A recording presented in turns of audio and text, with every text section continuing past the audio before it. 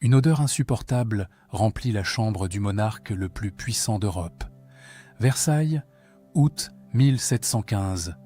L'homme qui agonise dans ce lit est méconnaissable. Son corps se décompose, vivant. Louis XIV, le roi Soleil, est en train de pourrir, lentement, sous les yeux de ses médecins. Et voici ce que l'histoire a caché pendant 3 siècles. Ils auraient pu le sauver. Ils savaient comment faire. L'un d'eux a même supplié qu'on l'écoute, mais personne n'a osé, parce que sauver le roi aurait brisé le protocole de Versailles. Toucher son corps sacré était impensable. Alors ils ont choisi, entre la science et le sacré, entre la vérité et l'obéissance. Ce choix a tué le plus grand roi de France. Une simple blessure, une erreur médicale catastrophique et un silence qui a transformé le roi Soleil en cadavre vivant. Voici l'histoire du secret médical qui a provoqué sa mort. L'histoire que Versailles a tenté d'enterrer avec lui. Avant de commencer, dites-moi en commentaire d'où vous regardez cette vidéo. Et si vous aimez découvrir les vérités cachées de notre histoire, abonnez-vous maintenant parce que chaque semaine, je vous révèle les secrets que les livres d'école ont oubliés. Maintenant, retournons à Versailles. 10 août 1715. 10 août 1715. Les jardins de Marly scintillent sous le soleil d'été. Louis XIV, 76 ans, marche lentement le long des allées qu'il a lui-même dessinées. Mais aujourd'hui, quelque chose ne va pas. Une douleur sourde pulse dans sa jambe gauche. Un élancement au mollet qu'il tente d'ignorer. Le roi refuse de s'arrêter. Depuis 50 ans, il marche dans ses jardins chaque matin. C'est un rituel, une démonstration de force. À 76 ans, alors que la plupart des hommes de son époque sont déjà morts, Louis XIV veut prouver qu'il est toujours le roi Soleil. Toujours debout, toujours puissant. Mais la douleur insiste. Elle grimpe le long de son mollet comme une brûlure. Ses pas deviennent plus courts. Il boite légèrement. Les courtisans qui l'accompagnent remarquent ce changement. Mais personne n'ose rien dire. On ne fait pas remarquer au roi qu'il vieillit. Ce soir-là, dans sa chambre, Louis XIV examine sa jambe. Une petite tache noire est apparue sur son mollet. Rien de plus gros qu'une pièce de monnaie. Une marque de vieillesse, pense-t-il. Rien d'alarmant. Il fait venir son médecin personnel, Guy Crescent-Fagon. Cet homme de 79 ans est le premier médecin du roi depuis 30 ans. Il a soigné Louis XIV à travers toutes ses maladies, toutes ses blessures. Le roi lui fait une confiance absolue. Fagon examine la jambe. Il palpe le mollet, observe la tache noire. Son diagnostic tombe avec assurance. C'est une simple inflammation, une marque liée à l'âge, rien de plus. Le traitement est classique, éprouvé par des siècles de médecine, des cataplasmes tièdes pour apaiser la douleur, et une saignée au pied pour évacuer les mauvaises humeurs. Le journal de la santé du roi note avec précision. Le 10 août, Sa Majesté se plaint d'une douleur à la jambe gauche. Monsieur Fagon ordonne application de cataplasme et une saignée au pied. Mais Fagon vient de commettre la première erreur, une erreur qui va tuer le roi de France, parce que cette petite tache noire n'est pas une marque de vieillesse. C'est le début d'une gangrène. Et en appliquant des cataplasmes chauds, en pratiquant des saignées, Fagon vient de condamner Louis XIV. Les jours suivants, la tache s'étend. En 48 heures, elle double de taille, puis triple. Le roi commence à sentir une chaleur anormale dans sa jambe. La peau autour de la tache devient rouge, enflée. Mais Fagon le rassure. « C'est normal », explique-t-il. Le corps évacue les humeurs mauvaises. Les remèdes font effet. En réalité, la gangrène progresse. Chaque cataplasme chaud accélère la propagation de l'infection. Chaque saignée affaiblit le corps qui tente désespérément de combattre. Mais Louis XIV fait confiance à son médecin. Il a toujours fait confiance à Fagon. Le 15 août, la douleur devient insupportable. Louis XIV doit s'appuyer sur une canne pour marcher. La tache noire a maintenant la taille d'une main. L'odeur commence à se faire sentir, une odeur âcre, de chair qui pourrit. Les valets brûlent de l'encens dans la chambre royale pour masquer cette puanteur. C'est à ce moment qu'un autre homme entre en scène, Georges Maréchal, 52 ans, premier chirurgien du roi. Il n'a pas le titre prestigieux de Fagon, mais il a quelque chose de plus précieux, l'expérience. Maréchal a passé des années sur les champs de bataille. Il a soigné des milliers de soldats points blessés. Il a vu des dizaines de gangrènes. Il sait les reconnaître. Il sait comment les traiter. Lors d'une audience, Maréchal aperçoit la jambe du roi de loin. Un seul regard lui suffit. Il comprend immédiatement. C'est une gangrène, et si on ne fait rien rapidement, elle va tuer Louis XIV. Maréchal tente de s'approcher. Il veut parler à Fagon, lui faire comprendre l'urgence. Mais il se heurte à un mur invisible, et pourtant infranchissable, le protocole de Versailles. Parce qu'à Versailles, la médecine n'est pas qu'une question de science. C'est une question de rang, de hiérarchie, d'étiquette. Fagon est le premier médecin du roi. Maréchal n'est qu'un chirurgien. À l'époque, les chirurgiens sont considérés comme inférieurs aux médecins. Ils sont des artisans, pas des savants. Ils coupent, ils cousent, mais ils ne comprennent pas vraiment le corps humain. Du moins, c'est ce que pensent les médecins. Alors quand Maréchal essaie de donner son avis, Fagon le fait taire avec hauteur. Un chirurgien ne peut pas contredire un médecin, surtout pas le premier médecin du roi. Le duc de Saint-Simon, qui observe toute cette scène, écrira plus tard dans ses mémoires « Maréchal, homme d'expérience et de bon sens, avait vu juste dès le début, mais Fagon, jaloux de son autorité, le fit taire avec hauteur. » Pendant ce temps, dans la chambre royale, la catastrophe se poursuit. La gangrène monte le long de la jambe. Elle atteint le genou. La peau noircit, se craquelle, se détache par morceaux. Louis XIV a maintenant de la fièvre. Son corps tente de combattre l'infection, mais les saignées répétées l'affaiblissent, chaque jour davantage. Fagon refuse toujours de voir la réalité. Il augmente les doses de ses remèdes. Plus de cataplasme, plus de saignées. Il ajoute même des poudres d'orviétan, ce remède miracle censé guérir toutes les maladies. Le roi avale ces mixtures amères sans se plaindre. Il a confiance. Il pense que son médecin le sauve. Mais chaque jour, la mort se rapproche un peu plus. Le 20 août, Louis XIV ne peut plus marcher. La douleur est trop intense. On l'installe dans un fauteuil roulant pour qu'il puisse continuer à tenir ses audiences. Parce que même mourant, le roi doit paraître. C'est le protocole. C'est Versailles. L'odeur dans la chambre royale est maintenant insoutenable. Les courtisans qui viennent saluer le roi doivent se retenir de vomir. Ils placent des mouchoirs parfumés sous leur nez. Mais personne ne dit rien. On ne fait pas remarquer au roi que son corps pourrit. La gangrène a maintenant atteint la cuisse. La jambe entière est noire, enflée, monstrueuse. Et pourtant, Fagon persiste. Il refuse d'admettre son erreur. Il refuse d'écouter Maréchal. Il refuse de voir que ces remèdes ne font qu'accélérer la mort du roi. Parce qu'à Versailles, reconnaître une erreur est impossible. Surtout quand on est le premier médecin du roi. Surtout quand cette erreur pourrait vous coûter votre position, votre réputation, votre vie. Alors Fagon continue, jour après jour, cataplasme après cataplasme, saignée après saignée. Il regarde le roi mourir lentement, et il ne fait rien. 24 août 1715, ce matin-là, quand les valets ouvrent les rideaux du lit royal pour le lever du roi, rituel quotidien pratiqué depuis 50 ans, ils découvrent Louis XIV inconscient. Son visage est gris, sa respiration est faible, saccadée. La fièvre a atteint des sommets, mais ce n'est pas le pire. La gangrène a franchi un nouveau seuil. Elle a atteint la hanche, toute la jambe gauche est morte.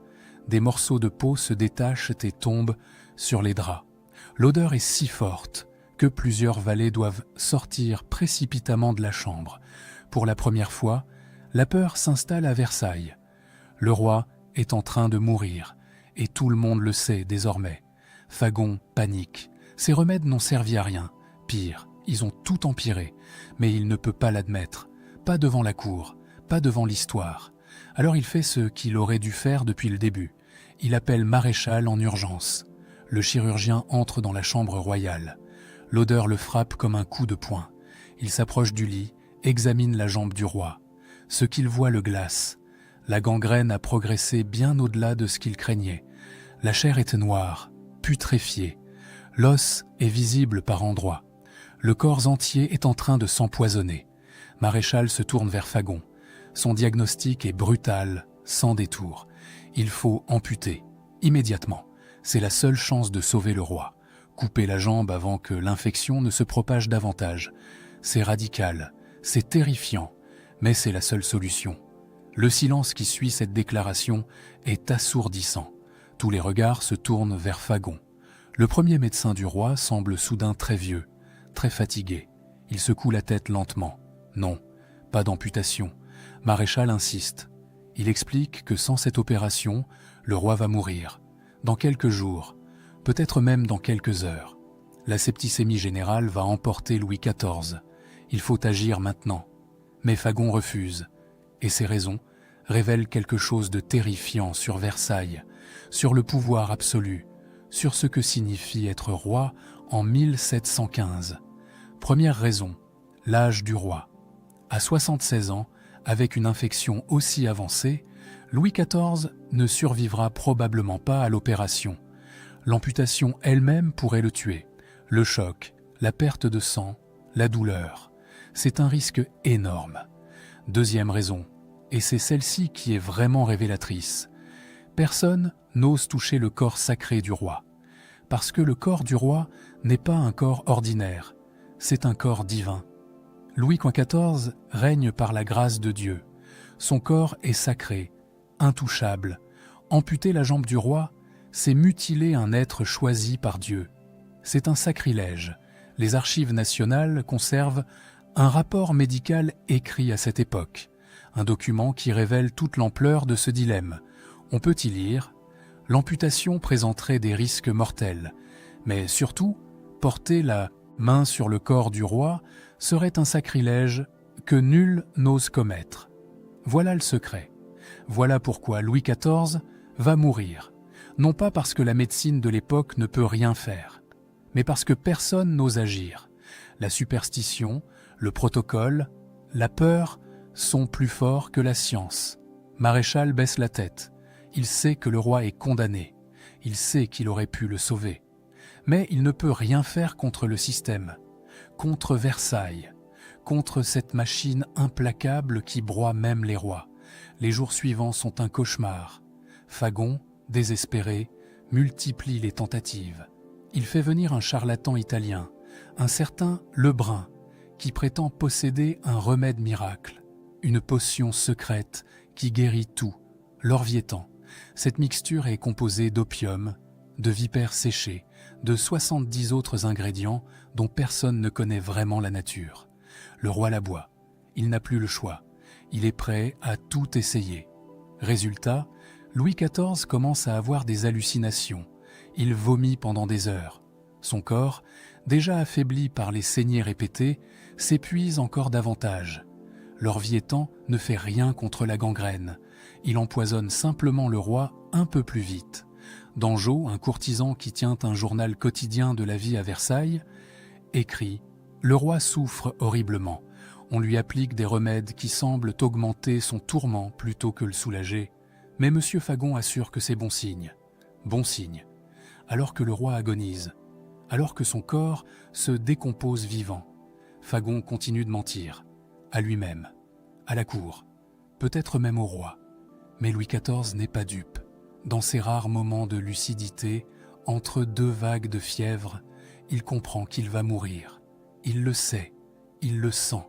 Son corps le trahit, et ses médecins ne peuvent rien faire.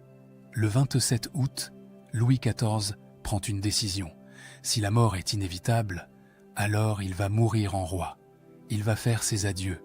Il va préparer la France à son départ. Parce que même mourant, même pourri, il reste le roi Soleil.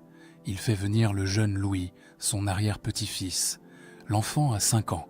Il sera bientôt Louis XV, roi de France. Le vieil homme regarde le petit garçon et dans un moment de lucidité déchirante, lui donne un conseil qui résume toute sa vie, tous ses regrets. Madame de Maintenon, l'épouse secrète du roi, note ces paroles exactes dans ses mémoires. « Mon enfant, vous allez être un grand roi. Ne m'imitez pas dans le goût que j'ai eu pour les bâtiments, ni dans celui que j'ai eu pour la guerre. Tâchez de soulager vos peuples, ce que je suis assez malheureux pour n'avoir pu faire. » Ces mots sont terribles. Louis XIV, sur son lit de mort, reconnaît ses erreurs.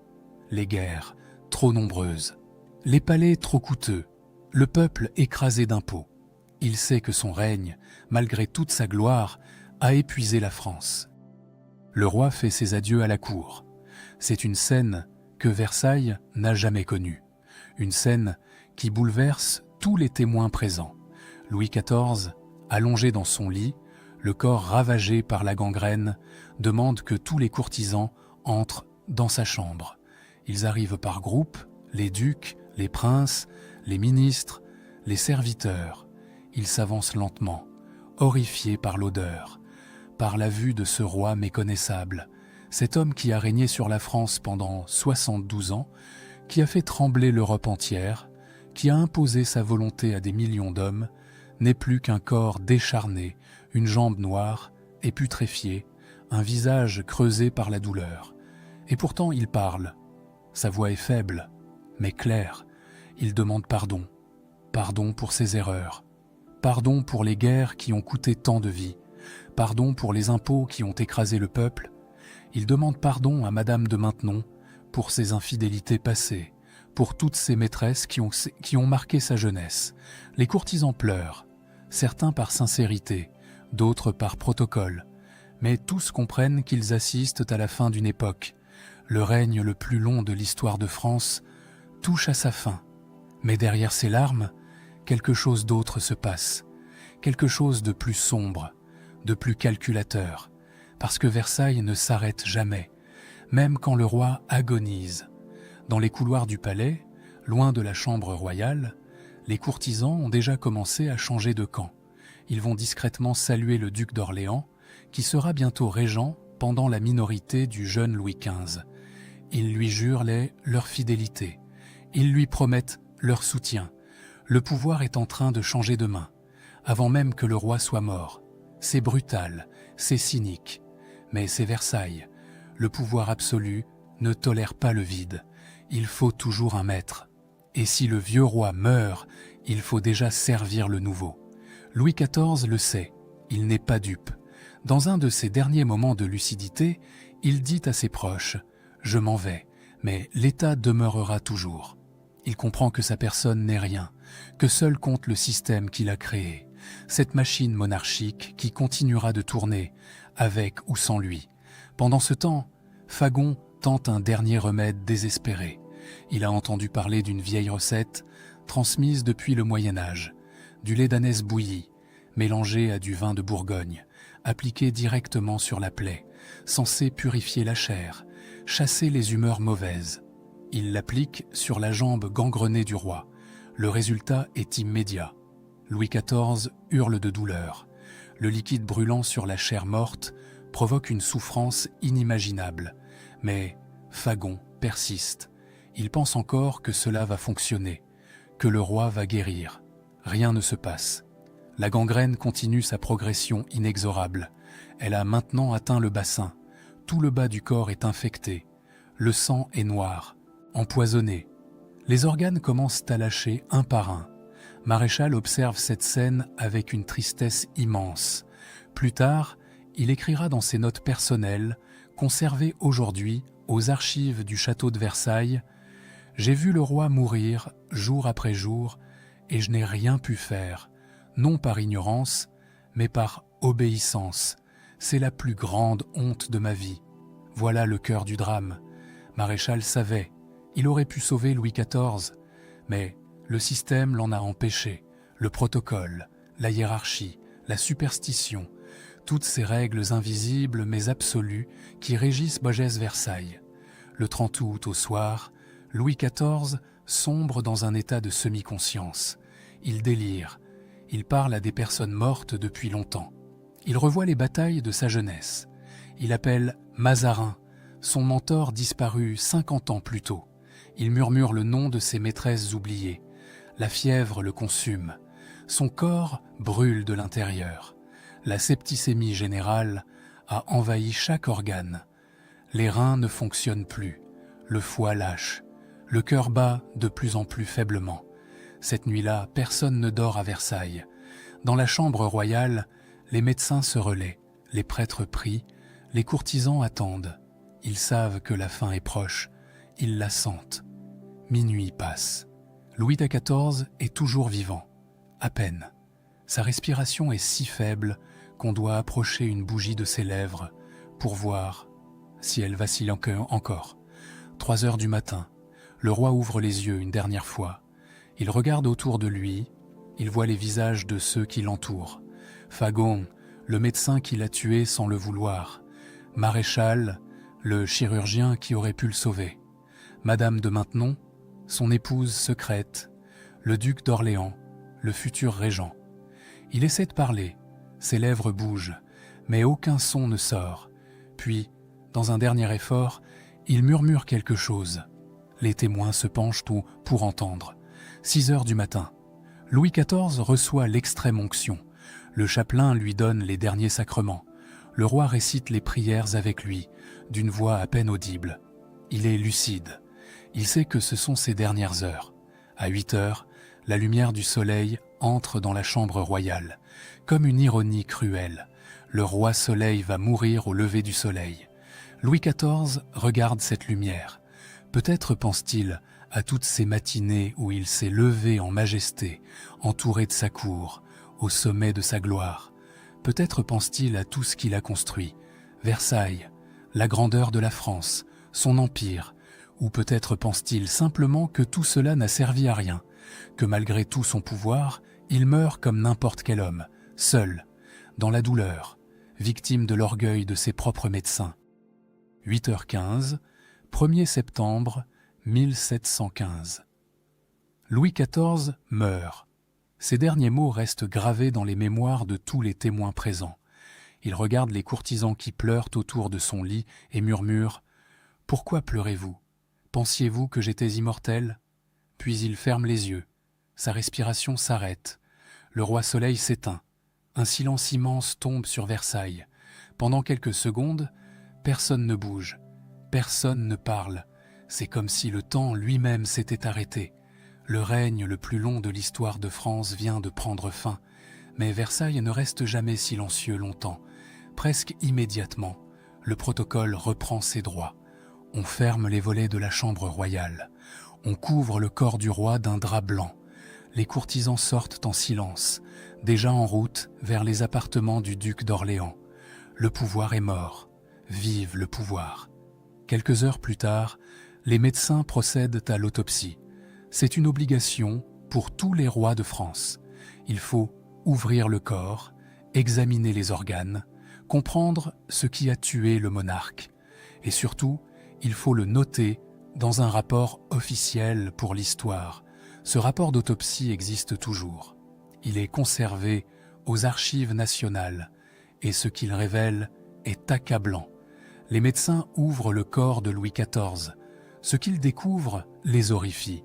La jambe gauche est entièrement gangrenée jusqu'à l'os. La chair est noire, liquéfiée par endroits. L'infection a remonté jusqu'au bassin, jusqu'à l'abdomen. Les tissus sont putréfiés, mais ce n'est pas tout. Les organes montrent des signes évidents d'empoisonnement. Le foie est gonflé, décoloré. Les reins sont endommagés. L'estomac contient des résidus de toutes les potions que Fagon a fait boire au roi. L'orviétan, les poudres, les élixirs. Le rapport médical est brutal dans ses conclusions. On peut y lire « La jambe gauche est entièrement gangrenée jusqu'à l'os. Le sang est noir et corrompu. Les viscères montrent des signes d'empoisonnement par les remèdes administrés. La cause de la mort est double, gangrène non traitée et intoxication médicamenteuse. Double cause, gangrène non traitée, intoxication médicamenteuse. En d'autres termes, Louis XIV est mort parce qu'on ne l'a pas soigné. et parce qu'on l'a empoisonné en essayant de le soigner. Ce rapport circule rapidement dans les cercles médicaux de Paris. Il provoque un scandale. Des médecins de la faculté commencent à poser des questions. Pourquoi n'a-t-on pas amputé? Pourquoi a-t-on continué les saignées alors que le roi s'affaiblissait? Pourquoi a-t-on utilisé ces remèdes douteux? Fagon est effondré. À 79 ans, après 30 ans comme premier médecin du roi, il vient de commettre l'erreur la plus monumentale de sa carrière. Il a tué le roi de France, pas volontairement, pas par malveillance, mais par orgueil, par aveuglement, par refus d'écouter ceux qui savaient mieux que lui. Quelques jours après la mort du roi, Fagon démissionne. Il se retire de la cour. Il ne reverra jamais Versailles. Selon certains témoignages, il passe ces 2 dernières années rongé par la culpabilité, obsédé par cette question. Aurait-il pu sauver le roi? La réponse est oui. Clairement, définitivement oui. Maréchal, lui, devient premier chirurgien du jeune Louis XV. C'est une promotion extraordinaire. Pour la première fois dans l'histoire de France, un chirurgien accède à ce poste prestigieux. C'est une révolution silencieuse. Et Maréchal en profite pour changer les choses. Il introduit des réformes majeures dans la médecine royale. Fini la hiérarchie rigide entre médecins et chirurgiens. Fini l'autorité absolue d'un seul homme. Désormais, plusieurs médecins doivent se consulter avant toute décision importante. L'observation clinique devient plus importante que les théories anciennes. Ces réformes ne viennent pas du hasard. Elles viennent directement de la mort de Louis XIV. Maréchal a vu le roi mourir à cause d'un système défaillant. Il a décidé que cela ne se reproduirait plus jamais. Mais pendant que Versailles réorganise sa médecine à l'extérieur du palais, le peuple français réagit d'une manière totalement inattendue. Louis XIV était le roi le plus puissant d'Europe. Il avait régné 72 ans. Il avait fait de la France la première nation du continent. On pourrait s'attendre à un deuil national, à des pleurs, à de la tristesse. Ce n'est pas ce qui se passe. Le duc de Luynes, qui tient un journal détaillé de cette période, écrit « Jamais mort ne fut plus attendu, ni moins regretté. Le peuple, accablé d'impôts après tant de guerres, ne pleura pas son roi. Pas de larmes, pas de deuil. Le peuple français, épuisé par des décennies de guerres coûteuses, écrasé par les impôts qui ont financé Versailles et les campagnes militaires, ne regrette pas Louis XIV. C'est brutal, c'est cruel, mais c'est révélateur. Le roi Soleil a illuminé Versailles, mais il a laissé la France dans l'ombre. Il a construit un palais magnifique, mais le peuple vivait dans la misère. Il a gagné des batailles, mais à quel prix? Le corps de Louis XIV doit être transporté de Versailles à la basilique de Saint-Denis, où sont enterrés tous les rois de France. Normalement, ce cortège funèbre est un moment de recueillement national. Des foules se rassemblent sur le passage du roi mort pour lui rendre un peu hommage. Pas cette fois. Le cortège traverse Paris dans la nuit, presque en silence. Pas de foule, pas d'hommage, juste un long convoi qui avance dans l'obscurité. Pire encore, certains témoins rapportent que des gens ont ri sur le passage du cercueil. Ri devant la dépouille du roi de France. C'est impensable, c'est choquant, mais c'est ce qui s'est passé. Le corps de Louis XIV arrive à Saint-Denis. Mais il y a un dernier problème. Un problème qui résume parfaitement toute cette histoire. Le corps est tellement putréfié, l'odeur est tellement insupportable que les embaumeurs doivent travailler en urgence. Ils ne peuvent pas suivre le protocole habituel. Ils font ce qu'ils peuvent, rapidement, pour que le roi puisse être enterré avant que la décomposition soit totale. Même dans la mort, Louis XIV reste victime de cette gangrène qui l'a tué, victime de l'orgueil de ses médecins, victime du système qu'il a créé. Alors, que nous apprend cette histoire? Pourquoi la mort de Louis XIV est-elle plus qu'une simple anecdote médicale? Parce qu'elle révèle quelque chose de profond sur le pouvoir, sur l'orgueil humain et sur les systèmes que nous créons. Louis XIV était l'homme le plus puissant d'Europe. Il pouvait déclarer la guerre d'un mot. Il pouvait envoyer des milliers d'hommes à la mort d'un simple ordre. Il avait un pouvoir absolu sur des millions de sujets. Et pourtant, quand il s'est agi de sauver sa propre vie, il était totalement impuissant. Il ne pouvait pas choisir ses médecins. Il ne pouvait pas demander un second avis. Il ne pouvait même pas exiger qu'on ampute sa jambe pour le sauver. Parce que son propre corps était prisonnier du protocole. Parce qu'il était devenu, lui-même, une victime du système qu'il avait créé. C'est le paradoxe terrible du pouvoir absolu. Plus on accumule de pouvoir, plus on devient prisonnier des structures qui maintiennent ce pouvoir. Louis XIV avait transformé Versailles en une machine parfaite de contrôle et d'étiquette. Cette machine a fini par le dévorer. 30 ans après la mort du roi, Voltaire écrit sur cet événement dans son œuvre monumentale « Le siècle de Louis XIV ». Ces mots sont durs, sans compromis. Il écrit « La mort de ce grand roi fut aussi humiliante que sa vie avait été glorieuse. Le despote de l'Europe mourut victime de l'ignorance de ses propres médecins. » Voltaire comprend quelque chose d'essentiel. Cette mort n'est pas un accident. Elle est le symbole d'un système défaillant, un système où l'autorité compte plus que la vérité, où le protocole compte plus que la vie humaine, où personne n'ose dire la vérité au pouvoir, même quand cette vérité pourrait tout changer. Montesquieu, un autre grand penseur des Lumières, ajoute sa propre réflexion. Les rois meurent comme les autres hommes, mais leur mort révèle toujours les failles de leur règne. Et c'est exactement ce qui se passe avec Louis XIV. Sa mort révèle tout. L'orgueil, l'aveuglement, le refus d'écouter, la superstition qui l'emporte sur la science, le sacré qui étouffe le rationnel. Mais cette mort a aussi eu un impact positif. Elle a marqué un tournant dans l'histoire de la médecine française. 50 ans plus tard, quand arrivent les Lumières, les médecins se souviendront de Louis XIV. Ils se souviendront de cette erreur monumentale. Et ils plaideront pour une médecine nouvelle, basée sur l'observation, l'expérimentation, le débat scientifique.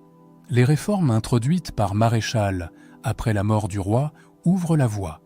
Progressivement, la médecine française abandonne les vieilles théories des humeurs. Elle commence à observer les symptômes avec rigueur. Elle commence à remettre en question les dogmes anciens. La mort de Louis XIV devient un cas d'école. Dans les facultés de médecine, on l'étudie, on analyse les erreurs de Fagon. On comprend ce qu'il aurait fallu faire. Cette mort enseigne une leçon douloureuse, mais nécessaire. L'autorité ne remplace jamais la compétence. Le rang ne remplace jamais l'expérience. Et cette leçon résonne encore aujourd'hui. Combien de fois, dans nos propres vies, dans nos propres systèmes, le protocole l'emporte-t-il sur le bon sens ? Combien de fois l'autorité refuse-t-elle d'écouter ceux qui savent, simplement parce qu'ils sont de rang inférieur ? Combien de fois gardons-nous le silence, comme Maréchal, alors que nous voyons la catastrophe approcher, par obéissance, par peur, par respect du protocole ? L'histoire de Louis XIV nous rappelle que même les plus grands peuvent tomber, que même le pouvoir absolu a ses limites, que personne, absolument personne, n'est à l'abri de l'orgueil, de l'erreur, de la mort. Le roi Soleil a régné 72 ans. Il a fait de la France la première puissance d'Europe. Il a bâti Versailles, ce monument de pierre et d'or qui incarne encore aujourd'hui la grandeur française. Il a imposé sa volonté à des millions d'hommes. Mais à la fin, il est mort comme n'importe quel homme, dans la douleur, dans la solitude, victime d'une simple erreur médicale qui aurait pu être évitée. Le 1er septembre 1715, à 8h15 du matin, s'éteignait le règne le plus long de l'histoire de France. Louis XIV avait tout construit, il avait tout conquis, il avait tout contrôlé, mais il n'a pas pu contrôler sa propre mort. Son secret médical est simple et terrible.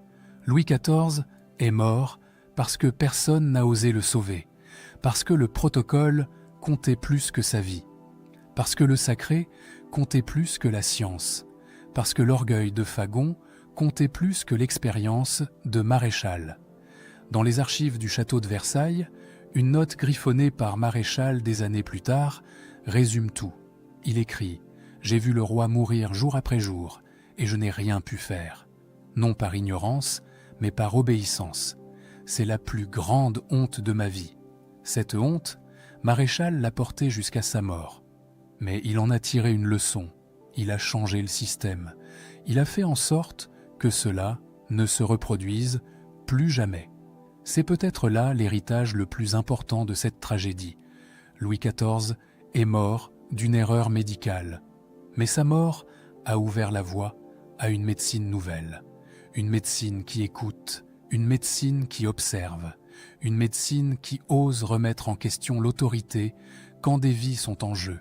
Le roi Soleil s'est éteint sans éclat, dans l'odeur de sa propre chair pourrie, abandonné par un système qui aurait dû le protéger. Mais sa mort a allumé une lumière nouvelle, celle qui éclairera bientôt les médecins des Lumières, ceux qui oseront défier les dogmes pour sauver des vies.